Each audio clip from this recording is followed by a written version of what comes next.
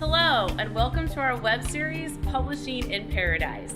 I'm your host, Tara Richter, president of Richter Publishing, and we are broadcasting to you from sunny Clearwater, Florida. Each week, we're going to interview a new author, talk to them about their book, and dive into the indie publishing process. So grab a cup of coffee or pour yourself a glass of wine and come on in and join us. Welcome back to Publishing in Paradise. I'm your host, Tara Richter, president of Richter Publishing. And today in the studio, we have with us author George Trowbridge. And he has written the book, Striking 8 Bells, a Vietnam Memoir. Thanks for coming in today. Glad to be here. So tell us, why did you want to write this book and get it out there?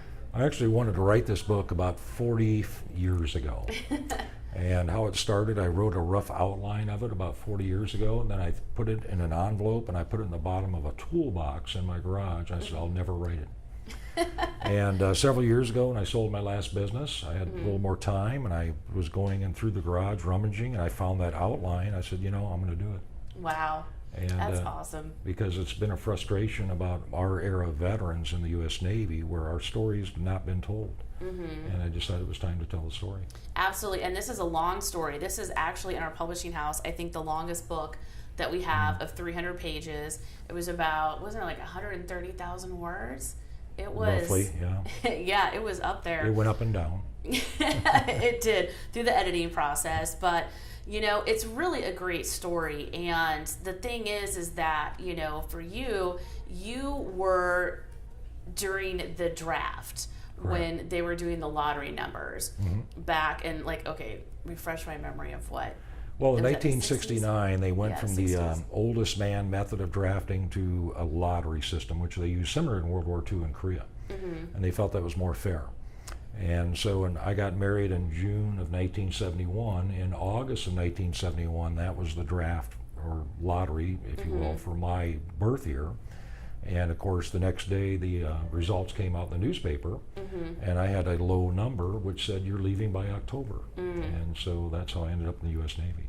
And that's just, what were you feeling when that happened? I just couldn't even imagine, I know my dad says they were everybody was in a bar drinking, and they were drinking because they had to leave, or drinking because they were afraid they were going to have to leave, or happy because they're not going to have to leave. Well, and where I grew up in the Northeast Iowa as a farm kid, we're natural born drinkers.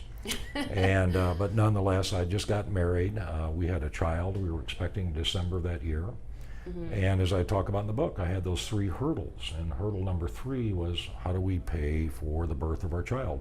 There was no such thing as medical insurance back then. And of course, when I was motivated to go see a naval recruiter, and he talked about, well, it costs $25 to have a child in the U.S. Navy. And I said, well, there you are. That's hurdle number 3. Yeah. And so that was some of the motivation. But did I want to go? No. But we also didn't have a choice. And the way we were raised, or for my generation, we were raised to believe if you're called, you do it.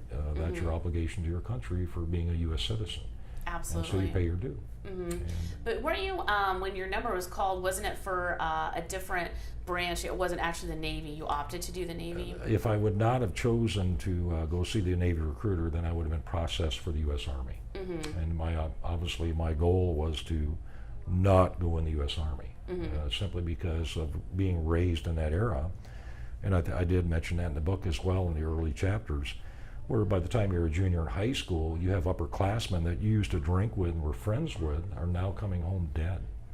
Or they're coming home maimed with injuries from wounds in Vietnam. Right. And for a small farming community, that has a major impact because everybody knows one another. It's a tight community. But also by reading the paper, watching the television, we realized it wasn't just happening in Northeast Iowa, it was happening countrywide. Right. It was having a major impact on everyone. Oh yeah, it's a completely different time than how we are now. To go to school and then, like you say, your classmates are coming home in a coffin. It's I don't think people nowadays even understand the impact. It's hard to realize as a teenager when you go to the funeral of a friend that just a year before you used to hang around with. Right. And now you're at their funeral, and they're only 19 years old. Yeah. And that does have a major impact. It makes you grow up, I think, very quickly. Absolutely. Right. Just like you say on the back of it, was an uneasy time for America. It truly was. It was. And like I was saying earlier, my dad was in the Navy, and he read your book cover to cover and absolutely loved it. I know you're more of a technical writer, because you have written some other books that were they were technical, academic type of. I've written around 80 to 90 books. I'm not sure how many, but I'm a curriculum designer and developer, but for the marine industry, the merchant marine industry. And I fell into that 25 years ago, between working offshore and in between. I had the idea to start training schools, because there was no one really training the merchant marine other than the maritime academies. So I decided to open a business and started writing my own curriculums. And the result, for every curriculum, I had to write a textbook. And I've developed over roughly 115 curriculums over the years, so they all had to have textbooks. Yeah. And so I call myself a technical writer. Oh, absolutely, because my dad said even being in the Navy, himself, after reading your book, he learned things that he didn't even know. You can see some of my technical writing in the book. Yes, absolutely. Yeah, because one of my sisters, she was my next oldest sister last year, came down. She read my book, but on my computer. It hadn't come out yet. And she says, "I like how you teach as you go." And I said, "Well, that's what I do." Absolutely. No, I think this should be, like a required reading in like high school. For so much like history, information about the Navy, we have like the charts and everything and the pictures of, the ships. It really is. It's an educational, but also, interesting read because of, everything that happened. So now tell me this, since you have 80 other books that are that you've published that are, the technical type of thing, how did you feel the experience was going through the indie publishing for the memoir? Well, I knew I needed help with editing. And I did shop around a bit, and of course I submitted to you on the website. And I realized that also that when I looked at the traditional publishing world, it's kind of a bloodbath. It's buyer beware, if you will. Yeah. And then I started reading online and researching, and other authors were talking about the bad experiences they'd had. Some guys were talking about, one individual, I remember he talked about where he published a book 2 years ago, has never received a royalty of any sort. It's crazy. And I said, what is going on here? But I also learned that the traditional idea of sending your manuscript, if you will, to a publisher, getting a contract in the mail with an offer with a retainer check, well, that's for someone like Greg Jarrett from Fox News. That's not me.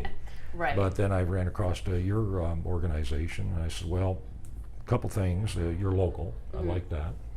And 2, I seen that you had published a number of books, and then 3, I could see that you had dedicated yourself to this, and that's why I came with Richter Publishing. Yeah, I think it was a fun journey. Obviously, like through every book that we work on, there's always ups and downs. It's not an easy road to go through the editing, and you even being a writer and a technical writer. I think for everyone, obviously, there's hurdles to overcome. But I do have to say, this is one of my favorite covers. And I know like you gave us, the images and stuff, but I actually personally laid this one out because my degree is in graphic design. That's how I was able to start the publishing house. Well, you got what I wanted just by the rough ups I'd sent you. Yeah, exactly. And so I like it because it just pops, it says everything that it's supposed to, the stripes here, and then, obviously the flag and the seal and everything on the back.